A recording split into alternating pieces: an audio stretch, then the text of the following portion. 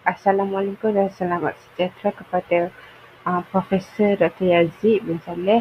Okey, nama saya ialah Nur Afifah binti Rosli dan saya berada di semester 7 pengajian saya. Okey, tajuk dan tema tugasan saya ialah tajuk 1 iaitu pembandaran. Okey,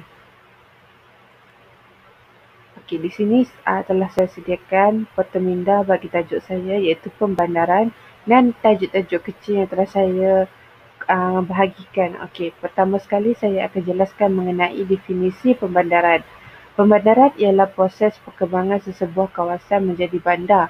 Perkembangan ini meliputi aspek keluasan sepadan iaitu saiz kawasan, jumlah penduduk iaitu demografi serta fungsi atau kepentingan bandar. Okey, ciri-ciri pembandaran. Okey, yang pertama sekali ialah tumpuan penduduk di mana jumlah penduduk di kawasan bandar lebih tinggi berbanding kawasan luar bandar. Yang kedua ialah migrasi penduduk. Penduduk luar bandar melakukan migrasi ke bandar. Okey. Kemudian ialah perubahan pola pekerjaan. Okay, seperti yang kita tahu, pola pekerjaan di bandar ialah bercorakkan kemodenan. Manakala pola pekerjaan di luar bandar ialah bercorakkan tradisional. Misalnya di bandar memfokuskan perkhidmatan dan juga perindustrian. Di luar bandar ialah pertanian. Kemudian ialah perubahan tempat kediaman. Okey, di bandar kawasan perumahan adalah dibina dengan lebih terancang dan teratur. Misalnya ialah perumahan, taman-taman perumahan dan juga bangunan-bangunan kediaman. Okey, kemudian ialah perubahan cara hidup. Cara hidup di bandar dan juga lebih moden seiring dengan peredaran zaman dan juga kemajuan teknologi. Kemudian ialah jenis-jenis pembandaran. Okey, di sini kita dapat lihat yang bahawa bandar dibahagikan kepada beberapa bahagian. Antaranya ialah bandar kecil. Bandar kecil terdiri daripada bilangan penduduk yang kurang daripada 30,000 orang.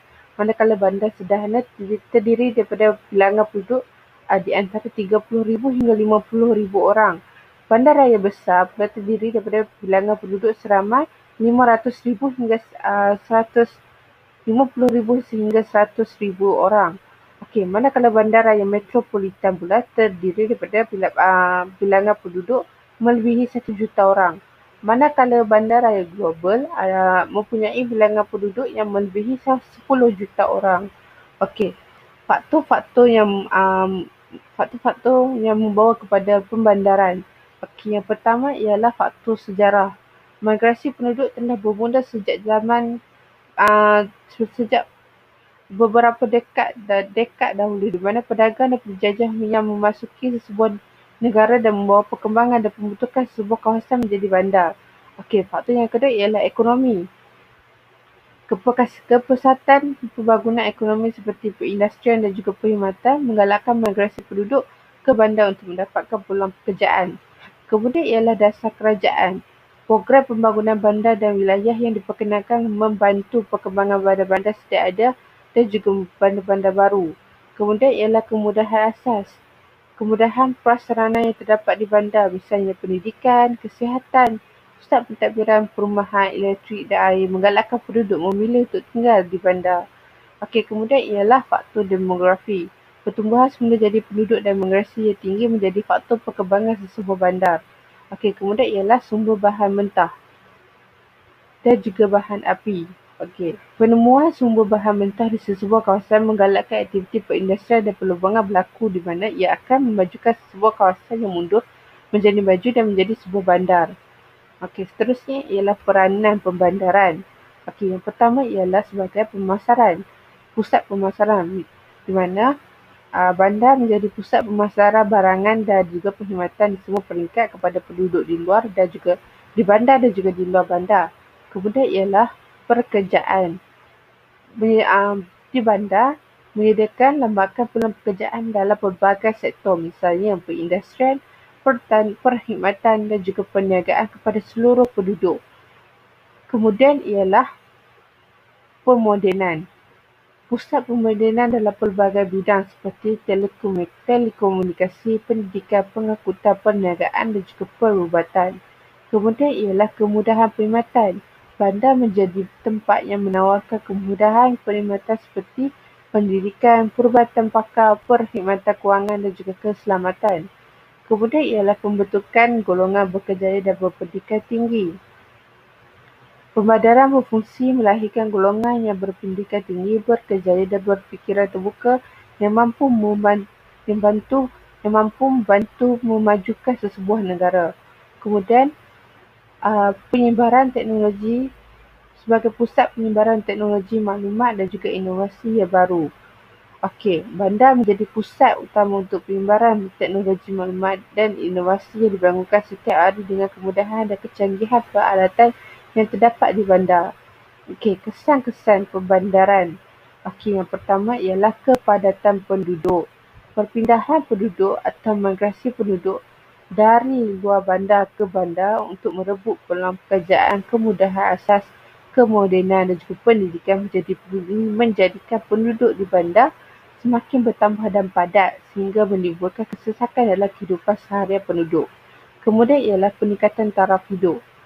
Kemajuan sesebuah bandar meningkatkan taraf pendidikan, kesihatan, kemudahan infrastruktur, pemilikan harta dan corak kehidupan penduduk sekaligus meningkatkan kos sara hidup penduduk yang lebih tinggi di kawasan bandar berbanding kawasan luar bandar. Kemudian ialah kemiskinan bandar. Migrasi penduduk dari luar bandar ke bandar menjadikan majoriti golongan yang melakukan migrasi dari kalangan penduduk yang kurang mahir semakin tinggi. Hal ini akan menyebabkan kadar pengangguran penduduk di bandar semakin tinggi sekaligus meningkatkan kadar kemiskinan penduduk di bandar. Kemudian ialah masalah sosial. Masalah sosial dan jenayah di kalangan penduduk meningkat, misalnya mencuri, merompak, menagih dadah dan juga menjadikan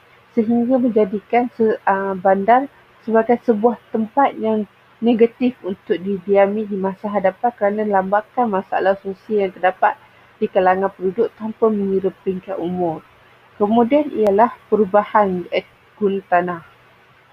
Pembandaran akan menyebabkan berlakunya proses guna tanah untuk membangunkan bangunan dan penempatan. Misalnya, penyahutanan pokok-pokok ditebang untuk penyahutanan di mana pokok-pokok ditebang untuk memilih tapak perindustrian, pertanian, pembangunan dan juga perumahan.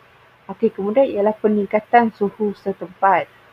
Okey, lazimnya umum mengetahui bahawa proses pembandaran yang pesat melibatkan aktiviti guna tanah di mana pokok-pokok ditebang dan aktiviti penyahutanan berlaku secara berleluasa menyebabkan sesebuah kawasan kehilangan biodiversiti di tempat tersebut dan berlaku kenaikan suhu setempat. Kemudian ialah pencemaran alam sekitar. Misalnya pencemaran air, udara, bunyi, tanah, bau, sampah sarak dan sisa toksik. Kesan dari proses pembandaran yang disebabkan oleh aktiviti harian manusia. Okey, sekian. Terima kasih.